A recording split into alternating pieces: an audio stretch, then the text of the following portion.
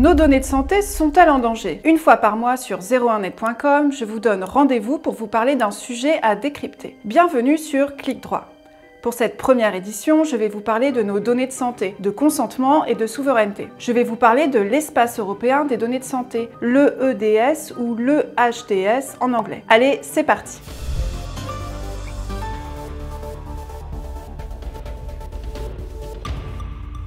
Jeudi 7 mars, le Parlement européen et les 27 pays de l'Union européenne se réunissaient pour d'ultimes négociations sur le règlement sur l'espace européen des données de santé. Et selon ses détracteurs, ce texte mettrait littéralement en danger nos données de santé. Il reviendrait à servir sur un plateau d'argent ces datas aux géants du numérique américain, alias Google, Amazon et Microsoft. Cette vision des choses est-elle justifiée?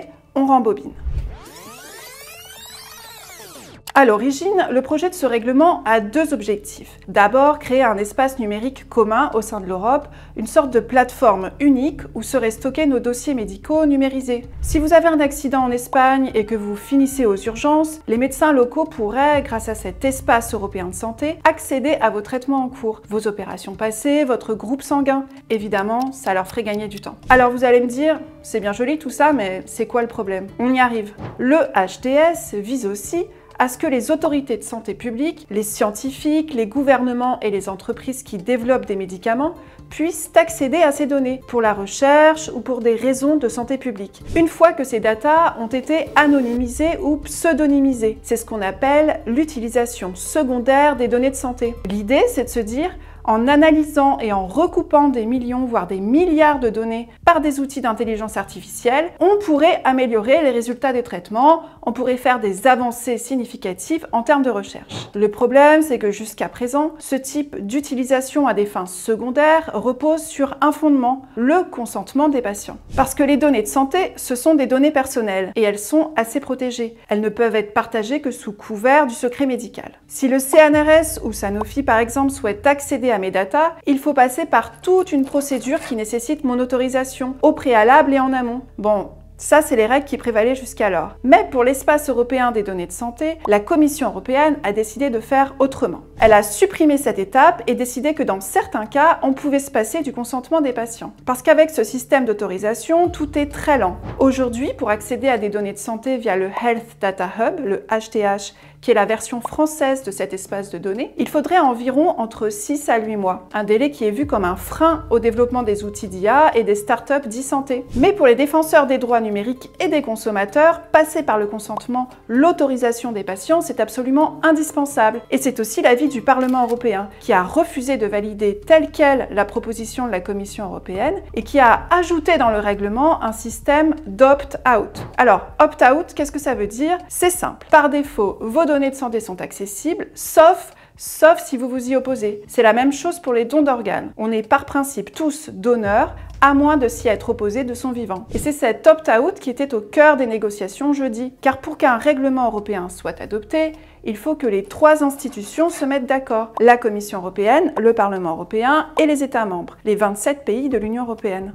On a déjà parlé de ce que veut la Commission, un accès sans consentement aux données pour les utilisations secondaires. Les 27 pays de l'UE ont proposé une alternative en disant « Écoutez, on n'est pas d'accord, le plus simple c'est que chaque État décide si, au sein de ses frontières, les patients devront ou pas donner leur consentement. » Mais pour les eurodéputés, il n'est pas question de laisser les pays décider. Il faut que tous les Européens, sans exception, puissent choisir. La question est loin d'être anodine. Car en arrière-plan, l'espace européen des données de santé pose un autre défi. Qui hébergera et qui gérera la future plateforme? Faut-il que ce futur hébergeur et gestionnaire soit coûte que coûte européen? Ou faut-il ouvrir la porte aux fournisseurs de cloud américains qui dominent actuellement le marché? Il faut bien comprendre qu'aujourd'hui, il n'existe aucune plateforme qui centraliserait à ce point les données de santé, à l'exception du HDH en France. Or, dans l'univers du cloud et de l'IA, ces données, c'est de l'or. La mise en place d'une plateforme centralisée au niveau européen où les données seraient rapidement accessibles sans avoir à demander à chaque fois le consentement des patients, ça aiguise forcément les appétits des géants américains. Et c'est bien ce qui inquiète ces 17 associations et syndicats signataires d'un communiqué le 27 février dernier. Elles écrivent, je les cite, « Attention,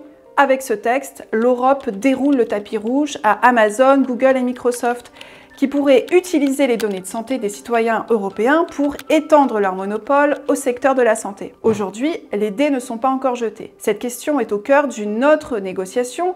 Alors accrochez-vous, celle qui entoure le référentiel EUCS au niveau européen, l'équivalent du SecNum Cloud, un ensemble de normes à respecter en termes de cybersécurité et de souveraineté pour les données particulièrement sensibles, comme les données de santé. Faut-il ouvrir la porte aux hyperscalers américains, comme on l'a fait en France avec le HDH hébergé aujourd'hui par Microsoft, ou faut-il au contraire réserver cette tâche à une ou des entreprises locales au nom de la souveraineté européenne? La question n'est pas encore tranchée. Merci d'avoir regardé cette vidéo. Si vous avez des commentaires, n'hésitez pas à me les laisser et je vous donne rendez-vous dans un mois sur 01net.com.